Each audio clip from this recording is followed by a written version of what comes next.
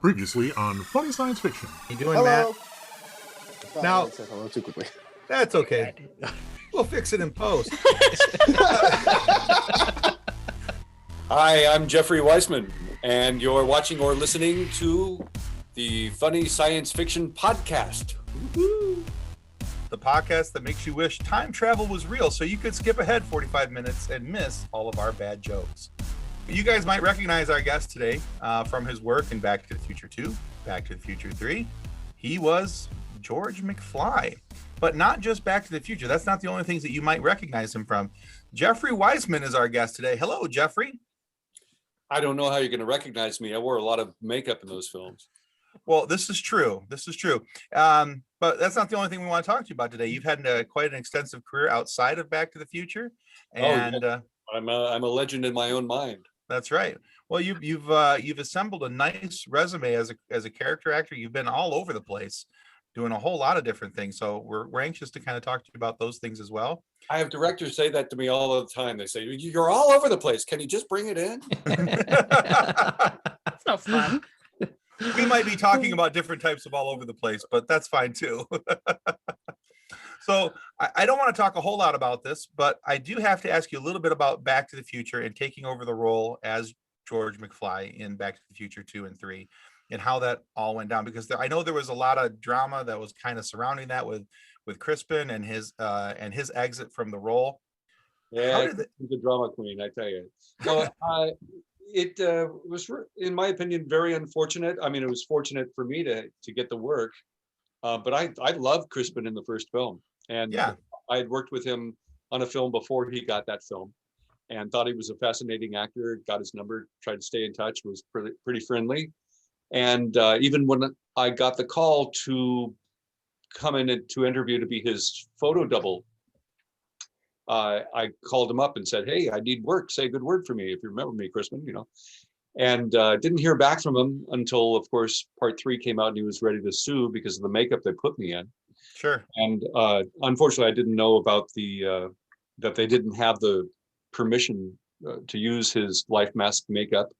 Oh, okay. It was a very uncomfortable situation for me, and it was uncomfortable at the beginning. We started right off shooting Ian Chapman Under the Sea dance, and people were uncomfortable. They even referred to me as Crispin. It was weird.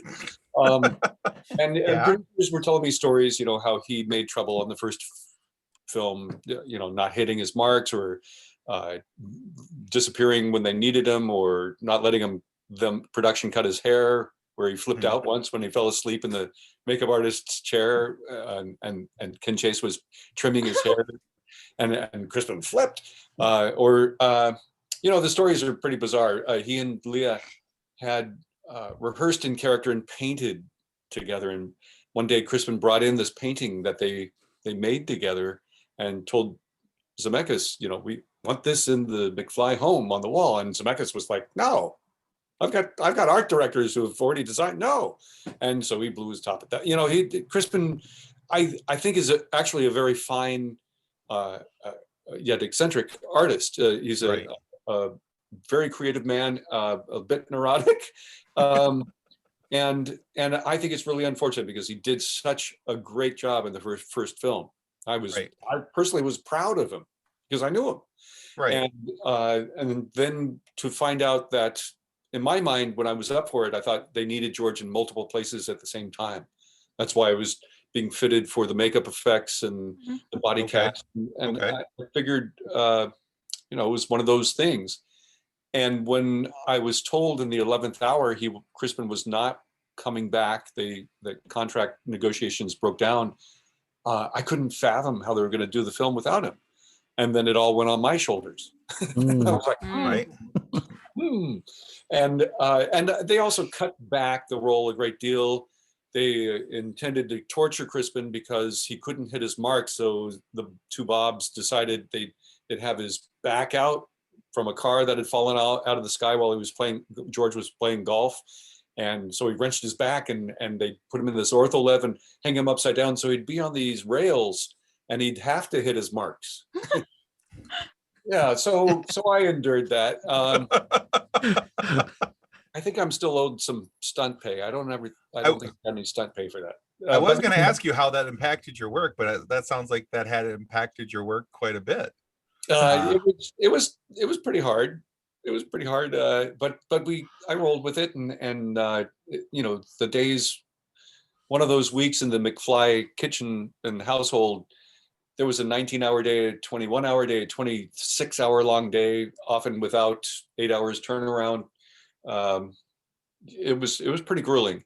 And then also the makeup full front for young George, for 17-year-old George, didn't really look right. Profile looked great. I'll bring that up and show you. But the full front didn't. So they took footage of Crispin from the first film and cut it in with my work. Okay. And when Crispin called after part 3 came out and tried to, get me on his side to see how they mistreated him, and he said they used that footage and mixed it with, my work with your work, and we're only going to pay me scale. And I was like, that doesn't sound quite right for a film that was the highest grossing film of 1985, the first one. Right. I think they're up to $1 billion now, literally. Or something. Yeah, it's up there for sure. And sure, maybe you don't get along with the guy, but don't treat him like dirt. It was pretty upsetting. Mm-hmm. So needless to say, he sued everyone, and eventually they settled out of court. I think before they even went to court for $750,000. Okay. But Crispin's still upset, and Bob Gale is still at him, and I'm still caught in the middle of this, saying, let's all just hold hands and do something for Michael's charity. Come on. Right? 30 years ago. Can we sing a little kumbaya here? Yeah, it is over 30 years now. And I for the last big anniversary in 2015, I put together, as I mentioned just before we went on the air, a band, a Back to the Future cast member band called Mr. Fusion that Don Fullove's my bass player, and I play guitar. Harry Waters Jr. is our lead singer, and Mark McClure, who played Dave McFly, is our drummer. And we got it together mainly for a cruise called the Back to the Future Cruise to End Parkinson's. And we had about 50 fans come and join us. I didn't have a lot of knowledge how to produce a cruise at that venture. I know a lot now. but we ended up raising a little over $10,000 for Michael's charity. So I feel good. That's awesome. Yeah. Yeah, that's awesome. Play Johnny Be Good? We sure did. And there you go. You almost have to, don't you? Yeah, we had 5 or 6 songs in our set, and those fans had a great time at our Enchantment Under the Sea dance on board. And I had Dean Cundy, the cinematographer of all 3 films, on board, as well as Kevin Pike and Andrew Probert, who were on the Time Machine DeLorean special effects or design teams. Oh, that's cool. Yeah. Awesome. And then we piped some people in. Frances Lee McCain, who played Stella Baines, Lorraine's mom. Mm-hmm. She at the last minute couldn't come on the cruise, so we actually got her on video and did a nice interview there. And we had a lot of really fun events during the cruise. Hopefully, cool. So one more question for you about your time as George. And actually, you kind of touched on it real quick about the prosthetics. How long were you in the chair each day to become George? Because, dead on, you guys are not, twins. So, I mean, they're with the prosthetics and all. How much time did you spend each day to become George McFly? At first, it was a little over 4 hours a day. And then we got it down to maybe 3.5 hours. I usually, if I needed to be on the set by 9 in the morning, I'd have to be in the makeup chair by 4:30 a.m. Ugh. Oh, wow. Yeah. And then an hour at the end of the day to, to take it off. So here's that this is a Polaroid of the profile of the young George makeup. Is that sharing on the screen okay? Yeah, looks great. Wow. So that's you in makeup right there. Yeah. Wow. Did you think it was Crispin? I did, actually. That's why they didn't want Crispin to see my pictures. It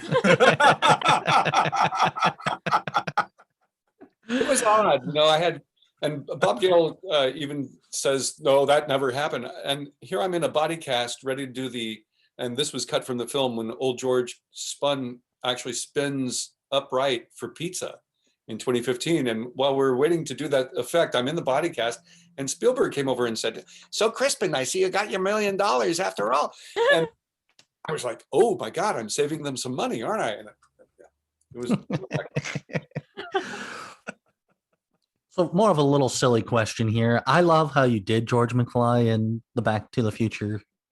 And if you could play that character in any other universe, which universe would that be? Any other? Well, I like the way you introduced with the red shirts going back to the. I'm glad I'm wearing blue. I'm a huge Star Trek fan, but I don't know if George would fit in there. George would probably fit in. Oh gosh, with something more intellectual and yet science fiction-y. Oh gosh, Good Will Hunting. No, George probably be in Clerks. No, I'm. Get back to you on that. Let me meditate on it, and I would think on where George should be. All right. So, unlike other hosts, Tim, I personally love musical theater. So I found out that you had played Igor in Young Frankenstein the Musical, which I didn't even know existed. Yes. And yes, Mel made it into a musical, which is just delightful. And ironically, when I was 14 years old, I had heard that Mel was shooting a movie in my neighborhood in Santa Monica in California. And I walked home instead of taking the bus home, and going through the promenade, I started seeing extras, I guess, in Victorian evening wear. I was like, oh, we must be around here somewhere. And there was a tall, large gentleman whose mustache was flapping. I said, excuse me, sir, your mustache is coming. He said, oh, is it? Who are you? I said, well, I'm an actor. He says, really? What have you done? And I said, well, I was in Dark of the Moon. You know, my junior high and high school credits, I started listing in community theater. And he says, really? You want to meet Mel? I was like, yeah. Yes. So he takes me under wing, and we go to the Mayfair Music Hall where they're shooting the Putting on the Ritz number. Oh my goodness. And nice. The first person I meet is Marty Feldman. And he's in his street clothes, and he's wearing a man bag, which I wear now. Not his, but I have my own. And I was just I thought, oh, that is so cool. I've never seen a man here in 1973, I guess it was, wearing a man bag, a Merce. And I thought that was cool. And then I saw Peter Boyle in the creature makeup, and then Roy, this extra, took me in and says, hey, we're going to meet Mel. And so we find Mel, and Roy says, Mel, you got to meet this kid. He's got credits, and I got no time for kids. Oh. So it was my first time meeting Mel Brooks. And I've met Mel over the years a few times. My Marx Brothers team auditioned for Men in Tights, and then I met Mel again with Anne and Dom DeLuise, who was a good friend, at the Silent Movie House, and always had a great time. A very naturally funny man, and Bancroft was just delightful. Anyway, so coming full circle, I was offered the role of Igor in a production in Sonoma County up here north of San Francisco, where I live. And it kind of felt like, wow, I can now do tribute to Marty, who I just adored in that role. Yeah. And have you ever seen the outtakes? Yes. They're just priceless. They are. How he came up with biting the head off a fox off Madeline Kahn's shoulders. And anyway, so I worked my tail off. The musical numbers are wonderful in that piece. I got to sing the Transylvania Mania and tap dance, which I hadn't tap danced since I was at the American Theater in '81. Yeah, I think I was in about 9 or 10 numbers, singing and doing comedy. So what is it between performing live and performing for the screen? Which do you prefer, and why? Everyone asks me that, and I have the same answer. I don't have a preference necessarily. I love the craft and teamwork of making movies and television shows, and I love being in the audience watching what we did together as a group affect the audience or affect me. Well, I'm like, oh wow, I'm crying and I'm doing that, or I'm laughing. And I created that little comedy moment where, although the instant gratification in live theater is also pretty incomparable. It is.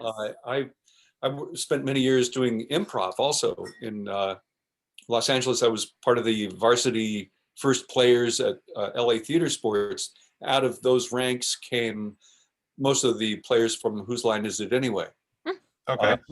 And, Brad Sherwood and Greg Proops and Michael McShane and Wayne Brady, we all played together. And the instant gratification for, first of all, trusting your teammates that you're going to get saved when you're stepping over the cliff into the abyss of the unknown and trying to tell a story and keep it on track without gagging and being, it's a really hard muscle to develop and flex. And when it's working, it's like an out-of-body experience. It's really fantastic.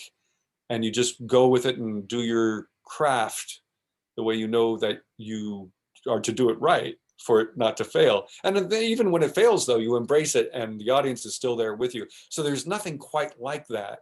And then with scripted plays, theater, when everything goes well, then you've been rehearsing for 5 weeks or however 3 weeks, and you've made the choices that are the best choices, and it all comes together and the chemistry is there and the audience is with you. There's nothing better. So to answer your question, I like them both. Okay. I understand that. I haven't performed in a musical since I was in high school, but it was so much fun. And you do get that audience, that immediate audience feedback. And that is one of the best things about performing live. I love that feeling. It is really very special. And I know musical junkies. I mean, people who have to do it. They know they can't make a living at it, but they still are compelled to do it. I have a dear friend, in fact, the gentleman who played Dr. Frankenstein in my production, he's always doing a musical, always doing some theater. He can't stop it. And he has a completely different life, day job, because he can't make a living doing the theater. Right. But he loves it. Sounds like podcasting. It is very similar. It is very similar. I'm getting my Yeti microphone. I'm going to be probably starting my own. I don't know. There you go. Might as well. Yeah. Yeah. So all the cool kids are doing. Well, hey, we're trying to be cool. Sometimes, Jeff, when we talk to people who have had such distinguished careers as your own, and with all the different roles that you've been a part of, it's a distinguished career. There's nothing going on. Well, it's kind of extinguished for everybody right now. So, but we're sure that you have many memories that stand out over the time of your career. If you don't mind, what's one story that jumps out of your memory banks that you could share with our listeners? One story from which project? Whatever, your choice, dealer's choice. Can you go down the resume or something and say, bing, with your eyes closed? And because I got a story for every project, and generally a dozen stories for most of them. Okay. Let's see. How about Pale Rider? You got any stories from Pale Rider? Oh, yeah. So I had a very aggressive agent who pursued me. A couple of years before Pale Rider, I was studying at the American Conservatory Theater and San Francisco State University, and fell into an opportunity to screen test for the lead in a film called The Genius that Martin Brest was the director of. And during the process, I got picked out of 500 guys to get a screen test. And the film went into turnaround, and it got back on track, and I had my screen test. Meanwhile, the name changed to War Games. And I tested with Ali Sheedy. And this agent, when she learned from Martin Brest, the original director, that I was his favorite for the role, she pursued me. She had opened her own boutique agency in Beverly Hills out of New York, William Morris, where she came. And I signed with her, and she was very aggressive. She opened a lot of doors for me. I was a bit of a hot item for a year or so there. And Matthew kept beating me out of roles. He beat me, of course, and Dana Carvey and Eric Stoltz and various other guys who tested for War Games. Then a year later, it was apparently between me and him for Lady Hawk. And I had done Renaissance fairs and so on and so. I was ready to rock and roll my medieval, and I don't even think I went that way. I still haven't seen that film. I just saw War Games last year for the first time. I thought he did a good job. Anyway, I digress. So this agent used to call around the studios, and one day she called Warner Brothers and said, "What do you got going on that we don't know about that's not in the breakdowns?"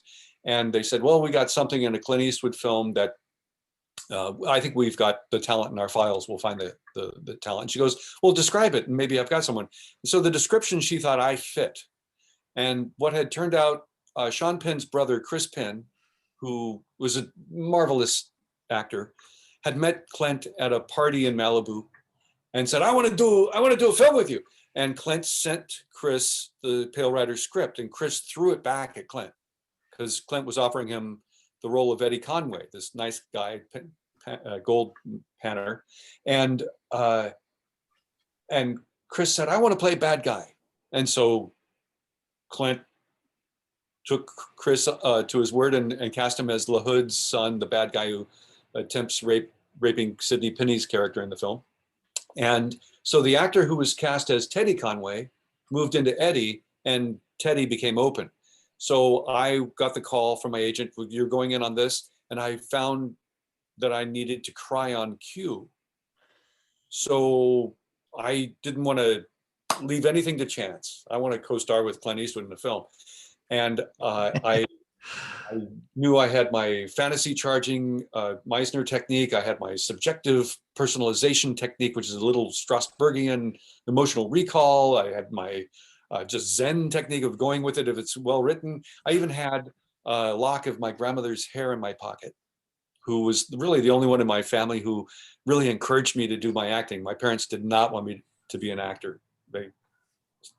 Anyway, so I knew that I needed to cry on cue, and the producer put me on tape for Clint, and I was able to cry no problem, keeping the lines coming and keeping the action real. And sure enough, that was on a Friday. On a Monday, I was on my way to the location in Idaho to shoot the film. Nice. So that's one story. I mean, I've got tons of stories. We had Michael Moriarty quit the film. Carrie Snodgrass wanted to quit the film. There are a lot of good stories. The reasons are actually Michael got 3 fingers broken by the Cowboys when he went to town. Oh man! They were messing around and didn't stick to the fight choreography, and he was trying to compose the symphony. So it took Clint a few days to get Michael back. Carrie and Michael and Clint all butted heads because she's a really strong actress with very clear ideas of how her character was, and they butted heads over that. And I'd calm her down. We had mutual friends, so Carrie and I, wonderful, God rest her, Carrie Snodgrass had such great talent, and I'd calm her down, and we kept her on the shoot, and everything went well. Strawberry daiquiris helped. Oh, I bet. Strawberry daiquiris help most things. Alcohol can be your friend. Yeah, we got snowed in. The blizzard snowed us in during shooting of Pale Rider. The casts being holed up for 3 days on per diem got pretty crazy. I'm sure. And I remember I was having lunch with Clint in a blizzard. Shortly after we got there, he fired the caterers. And we're on a location on the top of a mountain. And the new caterer, I guess to impress Clint and everyone, served steak and lobster the first day for lunch. And here I'm having a steak and lobster with Clint in the middle of a blizzard. I'm like, this is so surreal. It was nice weather, Clint. And he goes, "Yeah, I didn't expect it to be snowing in October." Yeah. Anyway, lots of fun stories. There are more, so have me back. Oh, absolutely. So there are many, I'm going to call them nerdiverses out there. What are some of your favorite Hollywood universes that have come to life? Oh my. There are so many. I'm really a easy kind of going guy for entertainment. I love being entertained. I love the Guardians of the Galaxy, and I love the Star Wars, of course, and I've made a lot of friends with the ILM crew members, from the model shops to the effects people to camera cinematographers and such. So I'm very always excited about those universes, both the sci-fi, just, I remember when I was 11 years old, I accidentally kicked sand on this guy on the beach, and when he sat up and lowered his glasses and said, "Yeah, excuse me," it was Leonard Nimoy, and I flipped. I ran home to tell my parents I kicked sand on on Spock, and then about, I guess 7 years ago, I was a guest at the London Film and Comic Con, and James Tolkien, who played Principal Strickland, and I were having a break in the green room, and the Star Trek name was Leonard Nimoy. Leonard walked in, and he spotted James and came right to our table and sat down and chatted with us for a better part of an hour, because Leonard and James had worked on a play directed by Otto Preminger. Oh, neat. In the early 70s. And so, and they reminisced how Otto, whatever cast he was directing, whether film, television, or live, he'd pick a whipping boy or girl. And he picked Leonard Nimoy, which was a big mistake. Leonard wouldn't stand for it. He got up and walked out. And so I'm like in heaven listening to James Tolkien and Leonard Nimoy do their impressions of Otto Preminger. German accent, and you're not going to do this. Anyway, and then I finally got to apologize to Leonard Nimoy for kicking sand on him in 1969 or 68, whatever. Did he remember having sand kicked on him? Oh, he didn't remember. Well, see, clearly you didn't kick enough, so. But he was kind enough to autograph a picture to me. So that's fantastic. So cool. God rest That would him. be so cool. So in researching your roles, because you have an extensive history, that you were in Sgt. Pepper's Lonely Hearts Club Band and I Want to Hold Your Hand when you were 20? Younger. Yeah, I was just out of high school. My parents could no longer tell me I couldn't be an actor. I signed up to be, background, and I Want to Hold Your Hand was one of the first ones I was in, Zemeckis directing, but he couldn't do, we were in these big crowd scenes. I was a Ringo fan outside the Beatles hotel that Wendy Joe and Eddie Deason company are trying to break in. And it was about 100 and some odd degrees in the Burbank backlot. Oof. And we're wrapped up as if it's New York in January. And the extras are dropping like flies. And Zemeckis, I don't know if he had confidence directing large groups, so he brought in a friend of his to direct us. So I guess it was my first time being directed by Spielberg. Oh, wow. Oh, wow. Okay. So going into this, were you already a Beatles fan? And Oh, then yeah. Oh, I mean, God. you were a teenager and they were the Beatles, so it kind of makes sense. Well, I growing up with an older brother and sister who had to get the newest Beatles releases as soon as they came out, or stay up late to watch them on the Ed Sullivan Show. I remember all that stuff, and yeah, I was a big fan. And then on Sgt. Pepper's, which was really odd. I'm actually in 4 different scenes in that. I played Strawberry Fields' brother when the band is going off in the hot air balloon. I'm in the Earth, Wind, and Fire Got to Get You Into My Life crowd scene. And then I'm, of course, one of those Boy Scouts being brainwashed by Alice Cooper. Steve Martin turns the... Anyway, so I'm kind of... I think it took us 3 days to shoot that scene with Alice, the Sun King bit that he does. And he's on video for the first 2 days, and there's dancers on either side, and we're doing some dance moves. And I remember this very lovely blonde-haired dancer I'm actually kind of getting a crush on, and I make friends with her. And on the 3rd day, I go up to her, and we finally have Alice live. And that morning, I go up, and that's Cheryl. How are you? She goes, Jeffrey. Oh, I want you to meet my husband, Alice. Oh, nice to meet you. I remember also the first day of shooting on that. It was 7:30 in the morning or something. I smelled pot. I don't, it's legal here in California, so hopefully I can talk about it on your show. But I followed my nose. I'm 18 years old. I'm following, 18 years old. I smell pot. I followed my nose to Barry Gibb. I'm like, you're smoking pot this early in the morning? He goes, well, yeah, you want some? Of course, I'm 18. Yeah, there's tobacco in that. Ah! That's how we smoke it. And then Robin comes over and says, look, we just got #1 on the Billboard charts with News of the World, Children of the World, whatever that album was. I was the first to congratulate them. Awesome. So How cool is that? That's an awesome story. Funny Science Fiction will be right back after a word from our sponsors. With over 700 designs to choose from, River City Tees has something for everyone. Need some new nerd merch? River City Tees has you covered. Need funny or sarcastic designs? River City Tees has you covered. Are you looking for a new logo or custom design? Whether you need 1 or 100, River City Tees has you covered. With multiple colors and options for each and every design. With things to choose from like shirts, hoodies, phone cases, coffee mugs, and so much more. Be sure to follow River City Tees on Facebook and Instagram. If you do, you'll get the latest on designs and information about upcoming sales. River City Tees. Let's make a shirt together. And now back to Funny Science Fiction. So cool. All right. So now for many people, they say that the art of teaching is something that speaks to their soul, and they feel inclined to share what they know with others.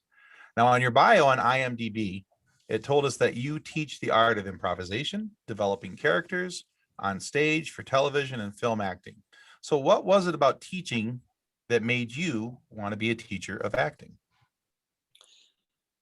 Well, first of all, out of necessity for a paycheck, but fair enough. More importantly, it's thrilling for me to learn as the students learn, and I've been through so many different kind of wanting to test, dip my foot in the water of different techniques, and I've found many techniques that work for me, and many that didn't, and others that I felt were being taught as a cookie cutter, one size fits all.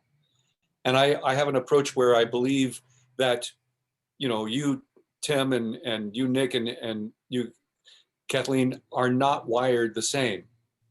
And your life experiences may feed in. Some you may have blocked off if we're trying to do, say, a Strasbergian emotional recall, Stanislavski-based technique, or if we're doing a fantasy charging up might work better for you because you can't do the personalization or sense memory because it's too traumatic, or, there are many different ways of getting the same results. A lot of directors will be result oriented and not know how to speak in actor terms.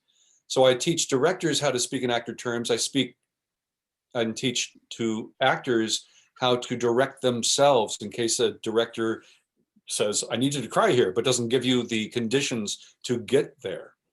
Okay. And an actor needs to know that stuff. And I've helped a lot of actors kickstart their craft and then take it on. I have mentored actors who are working in Hollywood now, or continue in whatever local theater that they want to take their careers to, whatever they're doing. So for me, it's exciting to know that if someone I've mentored or nurtured becomes successful, or others that I know have become members of a team and have moved on from acting and are producing or writing.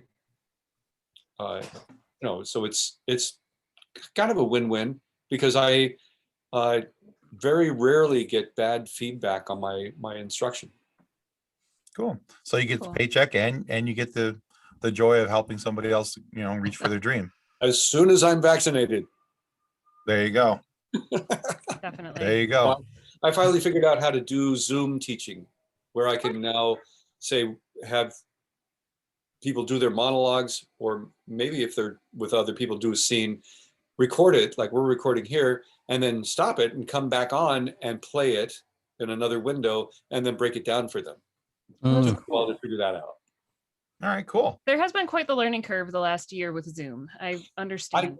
I had my kind of artistic life was saved by a group out of London called The Show Must Go Online. I've done 2 shows with them. One, I played Doc Brown in Get Thee Back to the Future as if Back to the Future was written by Shakespeare.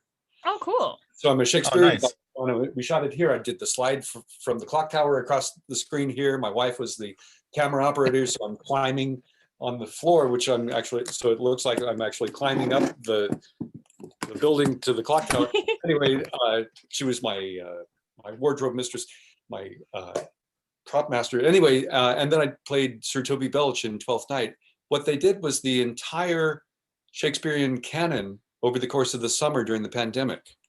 And it was fantastic for me to work on that. I felt like I was being creative, and they learned how to pass props through the camera. So if one of you grab, you know, or do fights through the camera, or how to really work. Oh, that's cool. There you go.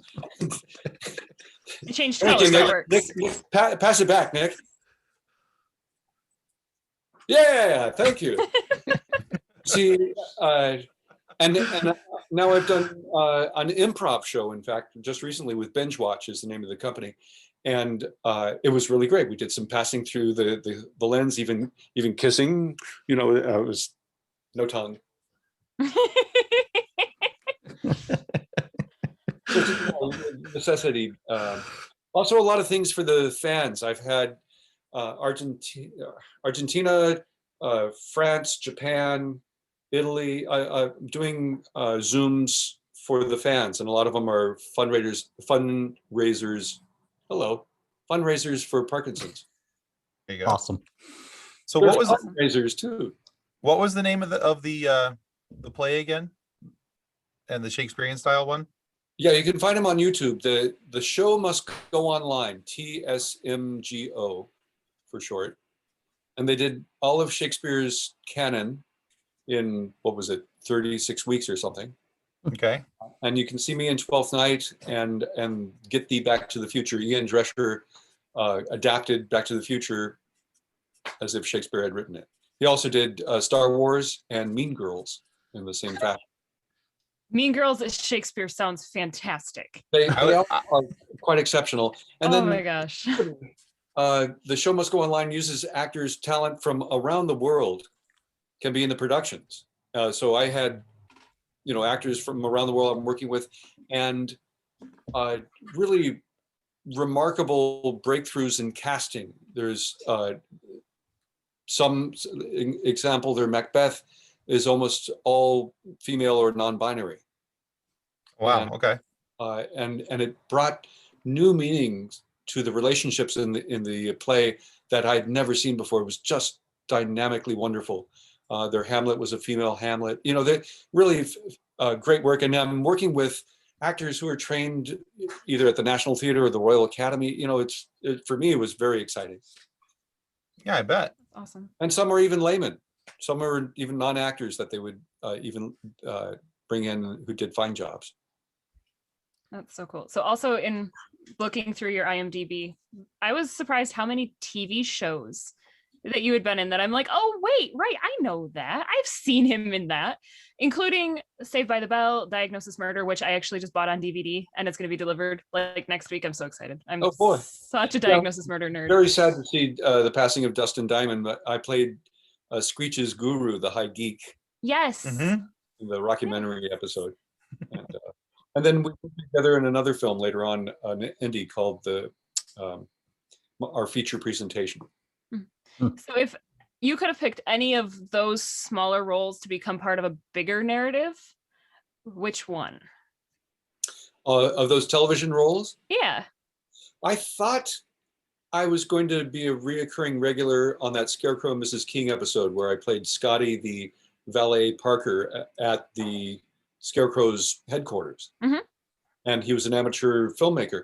And it seemed to me like it was a pretty good possibility. That episode, in fact, was the second highest rated episode of that first season of Scarecrow.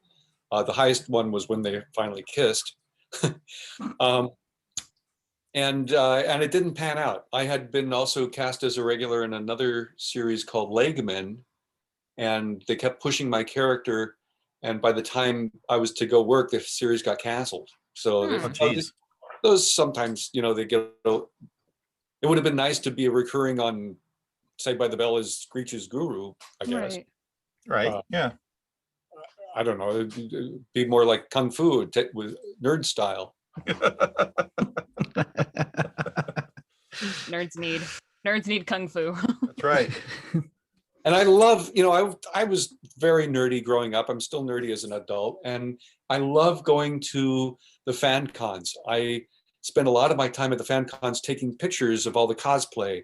I have this wonderful video of an 8-year-old kid that built his own Jabba the Hutt outfit. Oh, Nice. Cool. Oh, it's just, I'll send it to you. And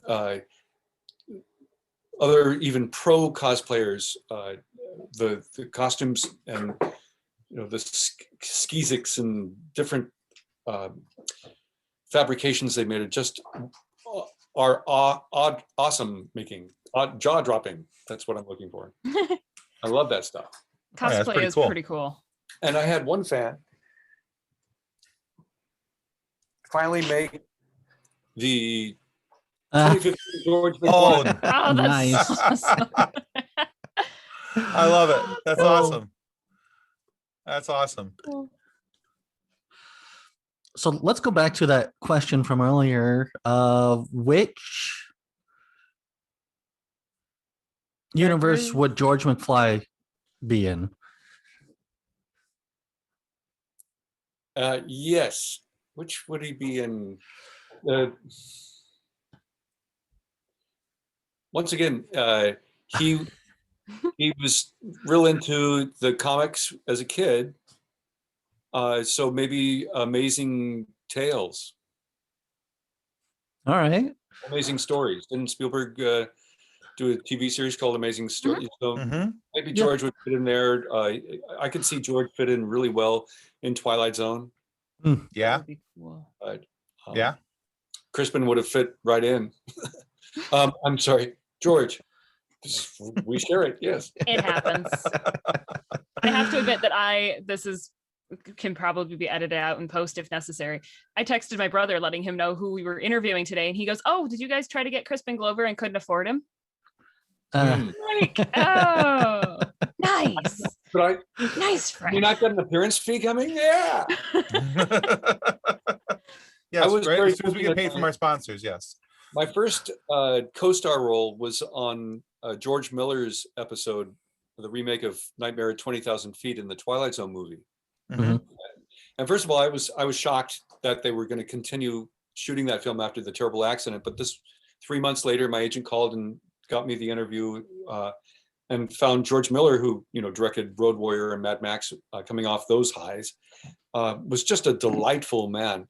And we got along very well. He was just taken in by Hollywood. It was his first Hollywood project, and he had John Lithgow and just a stellar ensemble cast with Larry Cedar from Deadwood as the gremlin tearing the wing apart.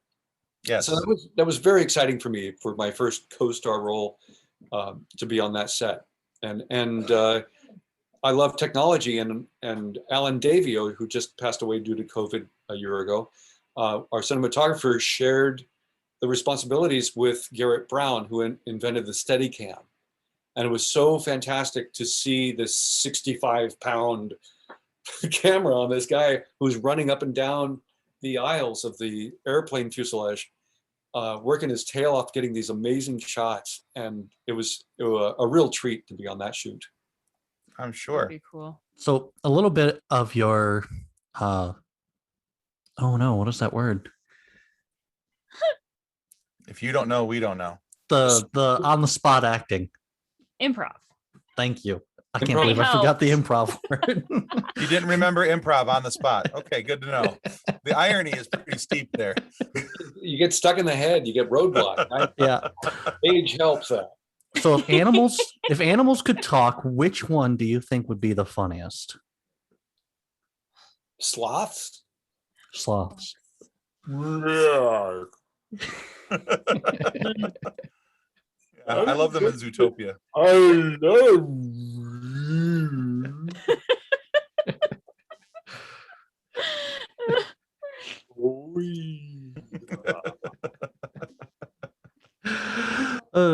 I can Well, see that it. works.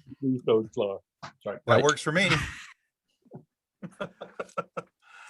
All right, Jeffrey, we've come to a point in the point in our show where we like to subject our guests to a quiz. Oh, great. Okay, I'm out of here. But yeah, he's gone.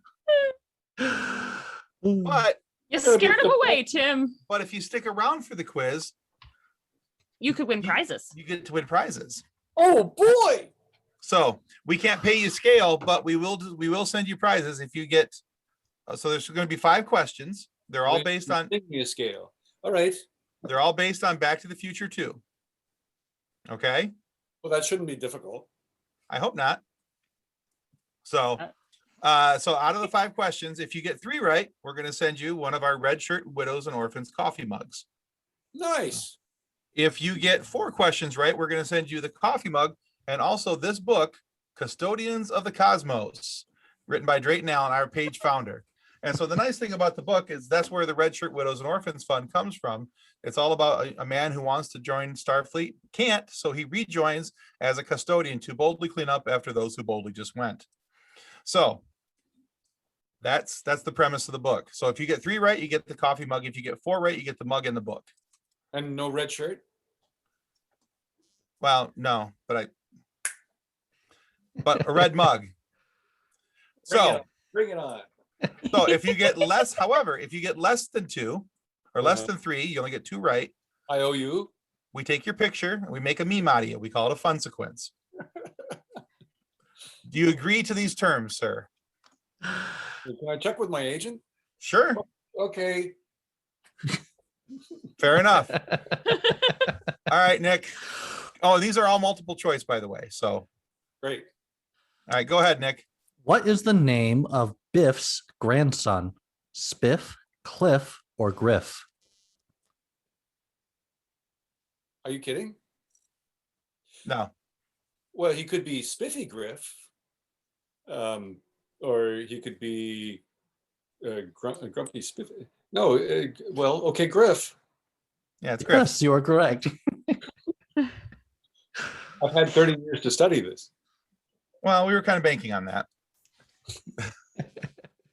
So when Doc, Marty, and Jennifer land in the alley after reaching Hill Valley in 2015, Doc tells Marty to get out and change his clothes. Marty comments that it's raining, and Doc says, wait, blank more seconds. How many seconds did Doc tell Marty to wait? 15, 10, or 5? I'm going to, I think it's 5. You are correct. Yes, You've had it was 30 5. years to study this and also 30 years to forget things, but Instant blow dry. In Back to the Future 2, why is George McFly hanging upside down? Do you want This the seems like multiple choice? This seems like a softball since you've already said the answer earlier on. So Is it an unfortunate back injury? It's the future, or George just like to be inverted? There isn't a all of the above. Oh, well, I told you the real reason earlier that Crispin couldn't hit his marks, but and in the paperback version, a flying car fell out of the sky, causing George to wrench his back while out on the golf course. So yeah. All right. So unfortunate back injury it is. Unfortunate back injury. Ortholev. All right. Who was responsible for George McFly's death in the alternate 1985? Biff, George, or Doc Brown? And wasn't that on St. Patrick's Day? I don't know. You're the one who was in the movie. Oh, yes, I believe it was. So I'm pretty sure that this is a trick question, because had Doc not invented the time machine, it probably wouldn't have happened. Correct. But Biff is the one who shot him in the back. But also correct. I don't know that there were any witnesses. I mean, he He says he does it, but I don't know that he did. Well, Tom's too nice of a guy, really. All right, so yeah, it was Biff Tannen. It was Biff. And that earned you the book and the cup. So. Oh, wait, I have one for you guys. Okay. What was the original way Marty returned from 55 to 85? And this is when Eric Stoltz was still on the film. I do not know. I don't know either. I don't have multiple answers to. Nick, you're really good with improv. Have something, Nick? No, I don't have anything. It was Kathleen Kennedy and Frank Marshall. I think used it part of the concept later on in an Indiana Jones film. Marty gets the DeLorean out to an atomic bomb test site and drives 88 miles an hour underneath the bomb as it's being lowered to get the 1.21 gigawatts. I remember the movie at the theater down the road from the clock tower is playing The Atomic Kid. I was tying in with that scene. After they fired Eric Stoltz after 7 weeks or whatever shooting, Sid Sheinberg, head of production, I believe at Universal, came and said, "You want to use Michael J. Fox, you got to cut $1 million off your budget." So they cut that whole scene. Oh, wow. And Andrew Probert actually took the scene out of the first film script and storyboarded it, and has a beautiful PowerPoint presentation with sound effects and everything that we did on our cruise, Back to the Future cruise. cool. That is really cool. That is amazing. Well, sir, you have earned a book, Custodians of the Cosmos, and we'll make sure that Drayton puts some writing in the front of it for you. So we'll get him to autograph it, and then we'll also send you one of these handy dandy mugs as well. We love prizes. So yeah, exactly. Thank you. Yeah. Well, Jeffrey, thank you so much for being on the show today. Where can people go to find out more about your acting work and what you're doing now? Well, if you don't mind, we have to stay outside, but come on over. All right. That would be nice. You can follow me on Twitter at JEFWEISSMAN, at Jeff Weissman, 1F, on Instagram at Jeffrey J. Let's see, is it? Yeah. Jeffrey James Weissman. Pretty sure that's right. On Instagram.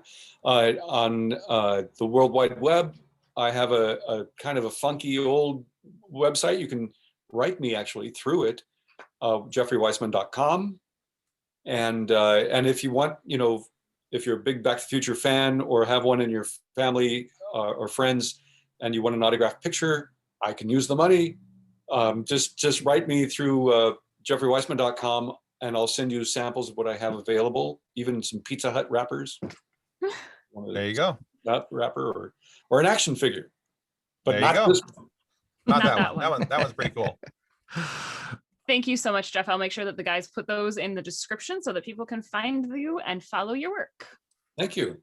Now, we want to remind everybody that subscribing is the single most important thing that you can do to ensure that we get more amazing guests like Jeffrey Weissman here, so that you have funny moments to listen to, great stories.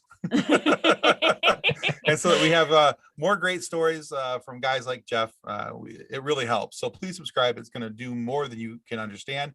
And also, you want to make sure that you go to Twitter and Instagram, check out Jeff's work, and follow him there. He's got some fun stuff online for you guys. I want to mention also the beard is being grown to play Simon Wheeler, who tells Mark Twain the story about the jumping frogs in Calaveras County.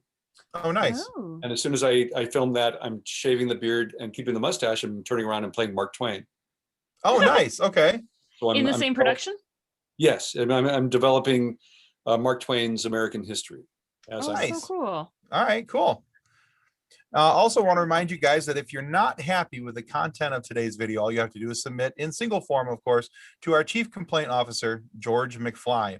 After consulting with his car wax consultant, Biff Tannen, George will demand that the offending party hang upside down for 15 minutes per complaint in the back brace that he had to use in Back to the Future 2. Yes, and remember, if you have a complaint, this is the guy that you're complaining about. Exactly, that guy, not the bearded fellow you see in front of you. Well, thanks again. Yes, thank you very much. Delightful meeting you all, and I'll see you in the future. All right, or in the past, or in the depending on how it goes. Yeah. Thanks everybody for watching. This has been funny science fiction. Stay well, passionate. Our show is brought to you by our charity sponsor, the Red Shirt Widows and Orphans Fund, which supports the Wish Upon a Teen Foundation that helps out sick kids when they need it most. And just imagine the comfort you'll give Red Shirt crewman number 43. He'll know that when he puts on the red shirt to join Marty to his trip to 1955, 18 minutes before the school dance, that he didn't leave his family destitute and without hope, because the Red Shirt Widows and Orphans Fund has his back and his tux. On behalf of the rest of the hosts of Funny Science Fiction, we'd like to thank you for listening to this episode. If you'd like to be a guest on one of our future episodes, please contact us by means of our Facebook group, Funny Science Fiction. You can find us on Twitter or Instagram using the handle @FunnySci-Fi, or you can go to DraytonAllen.com and click the Contact Me link at the bottom of the page. Thanks again. Hope you enjoyed the episode. Copyright 2020 by Drayton Allen. Original music by Jordan Michaels. Reference to any specific product or entity mentioned in this podcast does not constitute an endorsement or recommendation of or by Funny Science Fiction or its sponsors. The views expressed by guests are their own, and their appearance on the program does not imply an endorsement of them or any entity they represent. If you have questions about this disclaimer, please contact us via email at DraytonAllen@DraytonAllen.com.